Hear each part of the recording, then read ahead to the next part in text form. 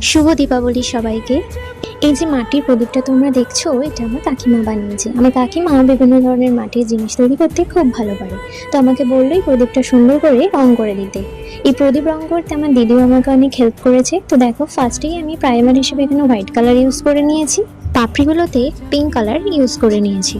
এরপর তুলি হিসেবে এখানে আমি সোনাই কোম্পানির 5, 6, 7 এবং 4 নাম্বার তুলিটাও ইউজ করেছি। রং হিসেবে এখানে অ্যাক্রিলিক কালারগুলোই রেখেছি।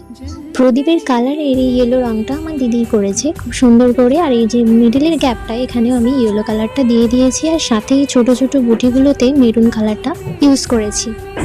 বাকি কালারগুলোর যে গ্যাপগুলো রয়েছে সেখানে আমি গ্রিন কালার দিয়েছি, আর প্রদীপটায় হালকা নীল রং দিয়ে দিয়েছি। তো দেখো ফাইনাল লুক কেমন হয়েছে জানিও। সন্ধ্যাবেলায় সুন্দর করে ডেকোরেশন করে এই প্রদীপ প্রজ্বলন করে তোমাদের দেখাবো যে কতটা সুন্দর লাগে। তো ভালো লাগলে সবাই লাইক, শেয়ার অ্যান্ড সাবস্ক্রাইব করো। দেখা হবে নেক্সট ভিডিওতে। আজকের মতন টাটা।